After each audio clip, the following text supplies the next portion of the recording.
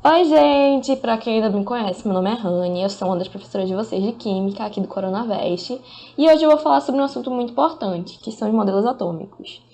É um assunto simples, eu não vou usar meu quadro hoje, eu só vou falar com vocês, vou ficar falando com vocês, fazer um exercício bem simplesinho do Enem do ano passado. Então vamos lá.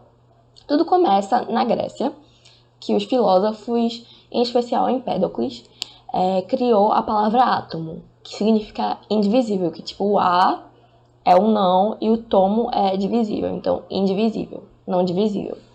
Eles propuseram que todas as coisas são formadas de partículas muito pequenas e indivisíveis, como está escrito aqui, tá vendo? Bom, em 1803 a 1808 veio um cientista inglês chamado John Dalton, que propôs uma teoria que é chamada até hoje de teoria atômica de Dalton. Nessa teoria, ele propôs que todas as substâncias são formadas por átomos. Os átomos de um mesmo elemento químico são iguais em todas as suas propriedades, ou seja, massa e tamanho, e os átomos de diferentes elementos são diferentes entre si. As substâncias simples, que são as substâncias tipo o sódio, que é o Na, é uma substância simples, são formadas de átomos de um mesmo elemento.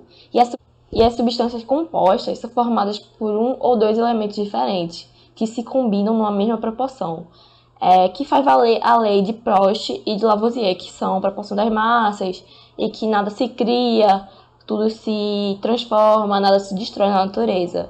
Que até diz aqui, átomos não podem ser destruídos nem criados. São esferas rígidas, maciças e indivisíveis. O modelo atômico de Dalton é muito comparado com uma bola de bilhar.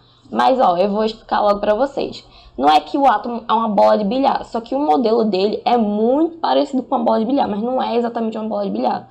Eu vou mostrar uma comparação aqui para vocês, tá vendo?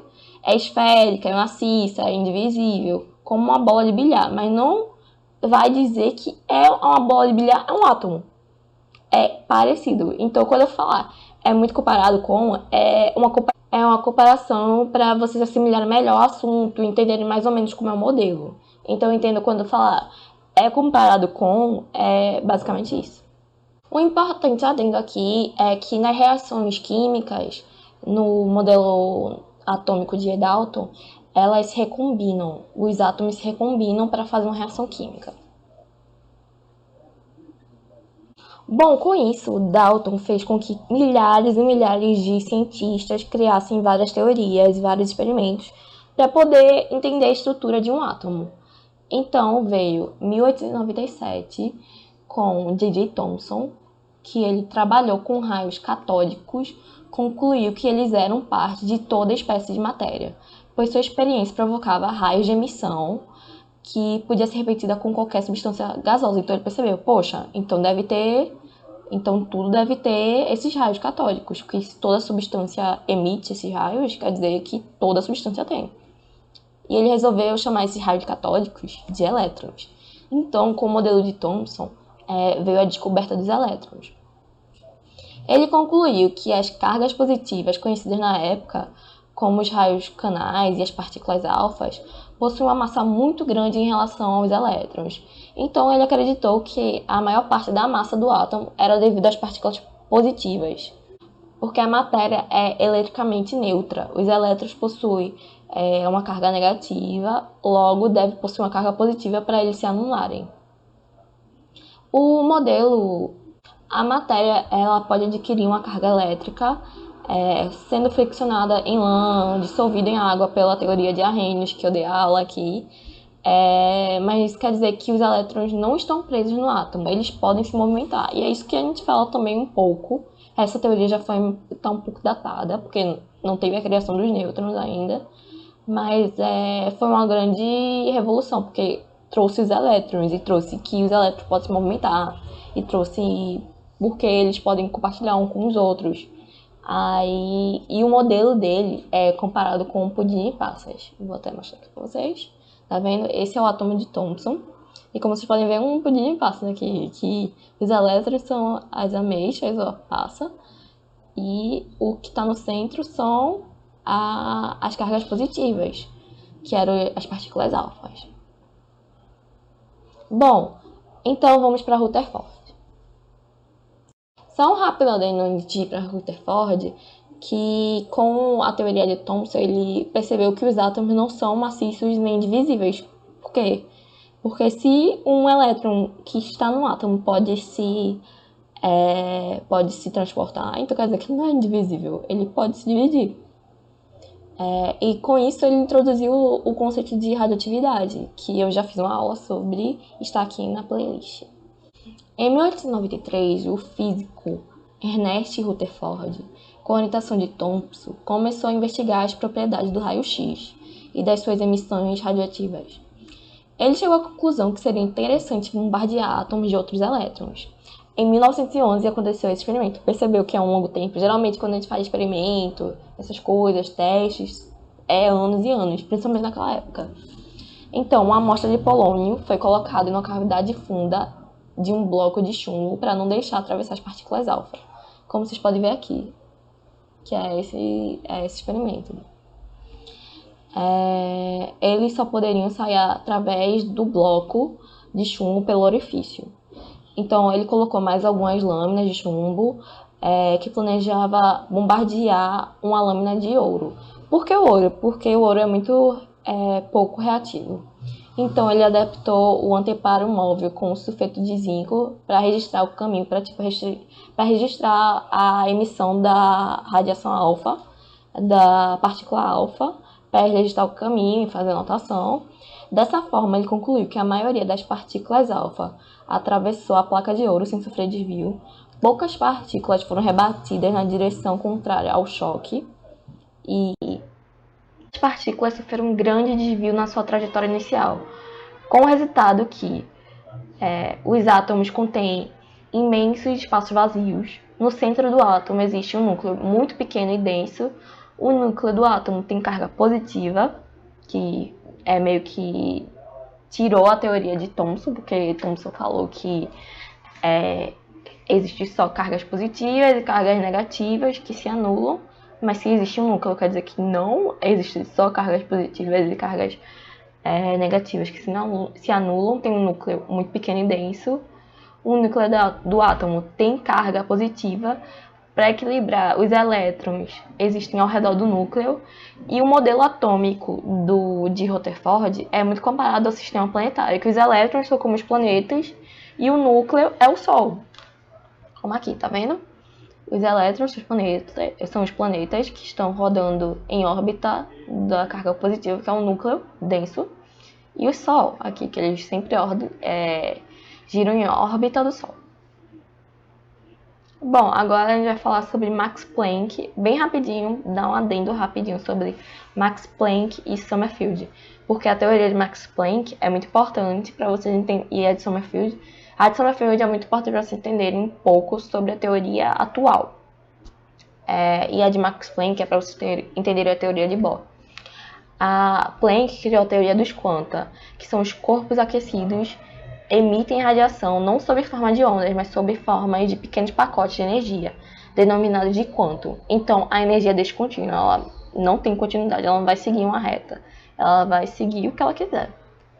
E Sommerfeld criou uma teoria que cada camada eletrônica N havia uma órbita circular e órbitas elípticas de diferentes excentricidades. Sendo assim, a primeira órbita tem uma órbita circular e nenhuma elíptica, a segunda tem uma órbita circular e uma elíptica, a terceira uma órbita circular e 2 elípticas, a quarta uma órbita circular e 3 elípticas, e assim por diante, entendeu, né? A quinta vai ter uma órbita circular e 4 elípticas. Então, entenderam, né? A teoria de Sommerfeld trouxe a energia mecânica do elétron, que determinaria a distância do elétron que se encontra do núcleo, e pelo tipo de órbita que se descreve. Assim, ele pode entender quão distante seu elétron está do núcleo. Assim, a gente pode entender, como eu já também dei uma aula, sobre tabela periódica, que eu não falei sobre distância, sobre números quânticos também, sobre configuração eletrônica. Assim, dá para entender mais ou menos com a teoria de Sommerfeld. E a de Planck foi muito importante. Aqui está a de Sommerfeld, aqui a órbita circular e elíptica. E aqui está a de Planck, que é muito a ver com as cores. Isso também é muito importante para a física, para vocês, que é a teoria da física moderna. E vamos para o modelo atômico de Bohr. Em 1913, o físico Niels Bohr, estudando o espectro de emissão do hidrogênio, isto é, a luz que esse elemento emite quando um feixe de luz catódico incide sobre ele, relacionou a energia eletrônica ao quantum, que é a teoria de Max Planck, e elaborou os seguintes postulados. O elétron se move em órbitas circulares em torno de um núcleo atômico central. A energia de cada elétron é a soma de suas energias cinéticas, movimento e potencial, que são a posição. Que são sua energia cinética e potencial, com o núcleo como nível de referência. O núcleo é um nível de referência. E só pode ter números múltiplos de um quantum. O elétron percorre apenas orbitais eletrônicos permitidos. Nesse caso, não emite energia. Ao passar de uma órbita para outra, o elétron absorve ou emite um quantum de energia. Então, ele sempre vai emitir um quantum de energia. É uma dica para vocês. Quando vocês verem coisa de luz, é sempre o modelo atômico de Bohr. Aqui está, tá vendo? Que o elétron vai sempre, se ele como é que está escrito aqui? Se ele passar, ele vai absorver ou emitir uma energia. Então, se vocês verem coisa de energia, isso também é muito importante para a radioatividade. Com Bohr teve um grande avanço na radioatividade, que foi com ele. Aí veio Madame Curie e o marido dela. E com isso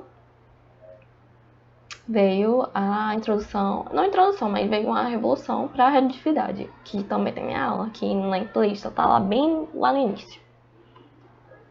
Bom, e a descoberta do nêutron, que até então não sabia que existia um nêutron, que em 1932, James Chadwick descobriu a partícula do núcleo atômico, responsável pela estabilidade. Com isso, descartou a teoria de Thomson também, né? Que a teoria de Thomson que só existiam cargas positivas e cargas negativas, foi descartada, que existia um nêutron, que era neutro, por isso que nêutron, porque ele não tinha carga elétrica, mas ele, no núcleo, trazia sua estabilidade. E assim a gente teve um pouco do que é a teoria do átomo atual.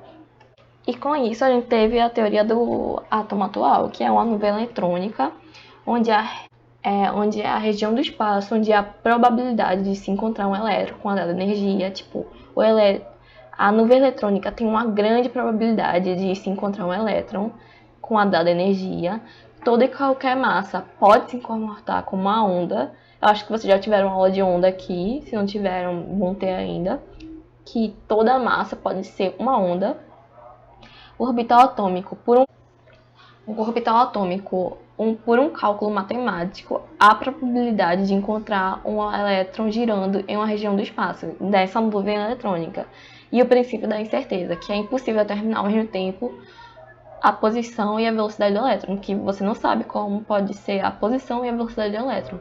Se determinamos sua posição, não saberemos a medida da sua velocidade. Tipo, se a gente souber a sua posição, a gente não sabe qual é a velocidade, e vice-versa.